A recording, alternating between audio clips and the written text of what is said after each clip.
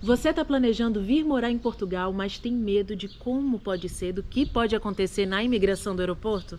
Então fica nesse vídeo que a gente vai contar tudo sobre a nossa experiência, sem filtros e sem enrolação. Eu sou o Danilo. E eu sou a Camila. E nós passamos pela imigração portuguesa há pouquíssimo tempo. E hoje nós vamos contar tudo o que a gente viu na imigração, o que nós sentimos e como foi. Ah, e a gente teve um momento tenso lá na imigração, hein? Fica ligado aí até o final. Primeiro de tudo, a gente veio com visto de procura de trabalho, que é algo assim definitivo para você passar pela imigração. Você precisa, se você está vindo para morar, você precisa ter uma autorização para entrar no país. Seja com o visto de procura de trabalho, ou visto de estudante e vários outros vistos que tem aí disponíveis. Se você pesquisar, você vai ver. Então você precisa ter a sua autorização de entrada, mais o seu passaporte. Nós também tivemos que... A gente levou muita coisa, né? A gente sempre quer pecar para mais do que para menos. Então, a gente estava em mãos com o comprovante do nosso alojamento, né? Do local que a gente ia ficar durante o período do visto. Na verdade, a gente estava com toda a documentação necessária do visto, que é algo que a gente já falou bastante. Isso, tava numa pastinha, hein? Tudo na mão já, tudo organizado, a gente deixou na bolsa de mão e já bem fácil pra gente pegar, já sacar e entregar pro oficial de imigração. Então, basicamente, a documentação foi essa. A documentação exigida pelo visto, a gente levou tudo impresso em mãos, junto com o seu passaporte, claro. Bem, como a gente veio pra morar, a gente trouxe muita coisa mesmo. Foi 2 malas despachadas pra cada um. E mais a mala de mão, né? Que eu vim com a mochila de costa. Com uma mochila também. A gente mochila veio de costa também. Com mochilas pequenas nas costas, né? Porque para não estar carregando muito peso, mas só com o básico. Só com o básico do básico. E nas malas despachadas é que a gente tinha mais coisa. Que eu hoje vejo que foi um erro. Isso já é uma dica, tá? A gente pegou pra mais, pra muito mais. Pra muito mais. A gente é meio exagerado. Então, eu acho que daria para trazer menos coisa, a gente também pagaria menos na passagem, né? Não precisaria pagar 2 malas despachadas. Hoje eu vejo que só uma tá mais do que o suficiente. Por quê? Cara, a gente tem tudo aqui disponível para comprar, a gente tem um poder de compra muito mais alto, então não vale a pena a gente se apegar a isso, né? Se apegar a querer trazer tudo que tem no Brasil, sendo que aqui a gente fica louco querendo comprar as coisas que tem aqui, né? Coisas bem mais legais. Então... Se você tá vindo para recomeçar sua vida, isso é uma dica legal também, tá? Não traz tudo, porque você vai conseguir comprar muita coisa legal por aqui. E boa parte das roupas que se usa no Brasil, você não vai conseguir usar aqui. Não, essa daqui é uma exceção, é porque a gente tá no verão. É, no verão, mas a gente que chegou no inverno, a gente não tinha nada. Não tinha então... como a gente tá aqui fora, no inverno, usando essa roupa. Tá vendo? Uma bermudinha, chinelo e tal. Não tinha como fazer isso, porque era um frio de 7, 5... 3, 2 graus. E agora a gente tá fazendo o quê? 27, 28 graus agora. Passa até disso, né? Tem que estar 30, 32, por aí tá vai. um clima bem agradável agora. Aí a gente tá usando a roupa. Mas fora isso, elas ficaram guardadas por um tempão. E foi um volume desnecessário. Então, com toda a documentação em mãos, mala organizada, mala de mão só com os itens necessários e a sua documentação, mais uma vez, a gente embarcou em Recife e tivemos uma parada em São Paulo, em Viracopos, para depois a gente descer em Lisboa. Descemos em Lisboa. Chegando lá em Lisboa, o aeroporto estava lotado. Tinha muita gente, veio muita gente no avião com a gente.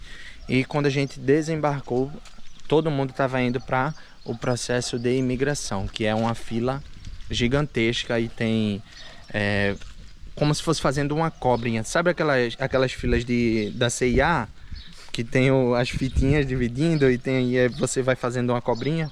Pronto, era desse jeito, só que numa proporção gigante.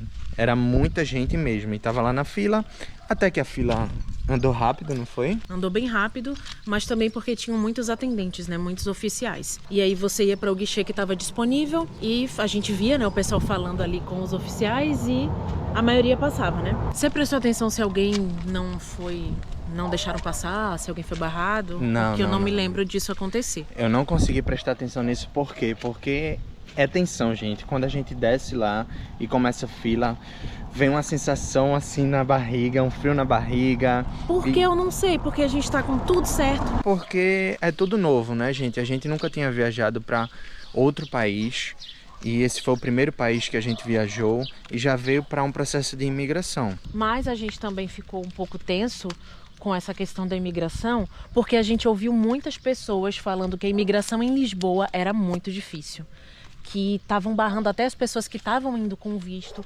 pessoas que estavam com a documentação certa, como a gente falou, e os oficiais meio que estavam implicando.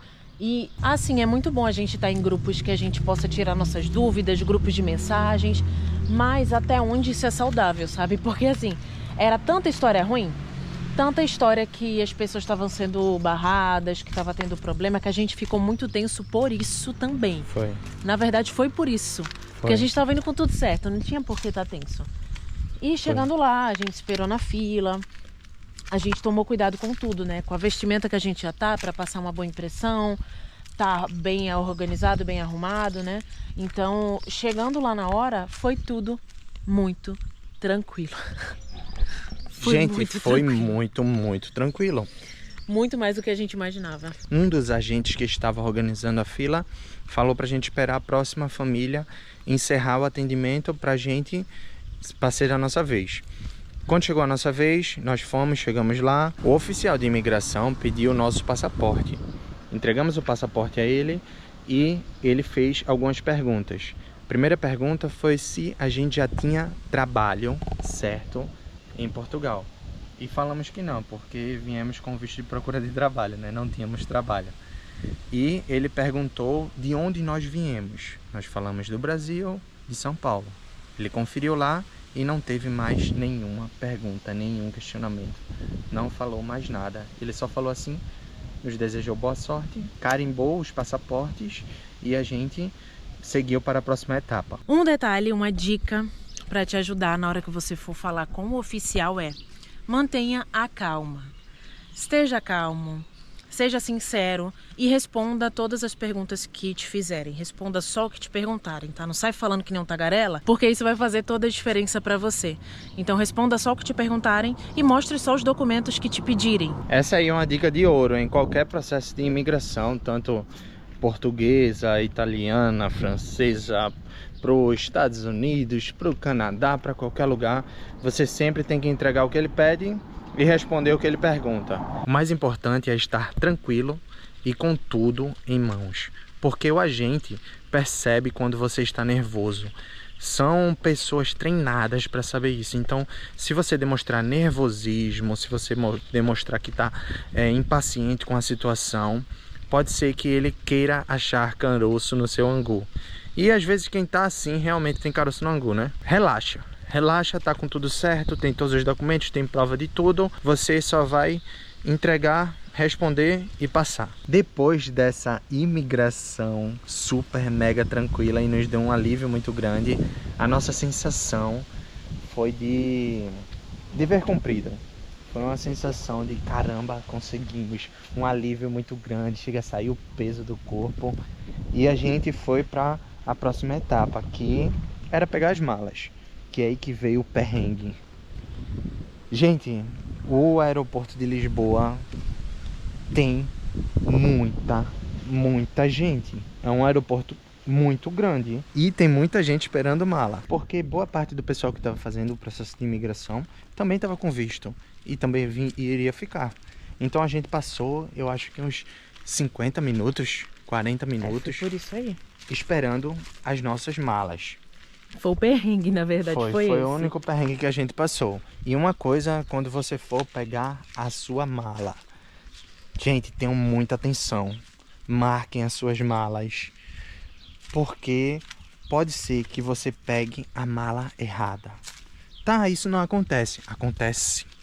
Acontece porque a gente conheceu gente que, logo quando a gente chegou, um tempo depois, chegou um pessoal para ser vizinho da gente e a gente conheceu o caso deles, que eles trocaram de mala, então pegaram as malas erradas, que eram bem parecidas o modelo e não tinha muitas demarcações da mala.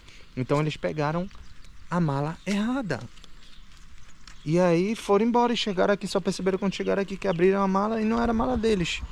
E aí ligou para o aeroporto, o cara também tinha pego a mala errada e deu uma confusão gigantesca. Isso é um problema muito grande E fora a responsabilidade, né, de você estar com a mala de outra pessoa, ou a outra pessoa tá com a sua mala. Então esse processo das malas, tenham muita atenção, gente. Muita atenção para não acontecer isso com vocês, porque é um transtorno gigantesco. Eles tiveram que pagar um dinheiro que não estava previsto para ir lá, teve que ir em Lisboa para trocar a mala, para responder negócio, e fora se a pessoa não denunciar você por roubo, né, por furto. E aí você já entra queimado no país, então muita atenção, muito cuidado. A gente pegou as malas e descemos a parte do aeroporto e fomos fazer o processo para pegar o chip, né? Para ter contato, para avisar para os nossos familiares que a gente já estava lá. A gente não conseguiu acessar o Wi-Fi lá do aeroporto. E aí fomos comprar o chip, né? E compramos um chip caríssimo. E pegamos um chip, ainda peguei um chip errado. Eu peguei um chip que não fazia ligação, só tinha internet e só internet e era isso, um chip. E aí eu tentei ligar para o chip dela, lascou, foi complicado, né? Mas enfim, deu tudo certo. A primeira impressão que a gente teve logo na frente do aeroporto foi o frio. Essa foi a coisa que mais impactou a gente, porque na parte que estava da imigração tinha aquecedor, na parte que a gente pegou a mala tinha aquecedor, estava um frio, mas estava um frio controlado.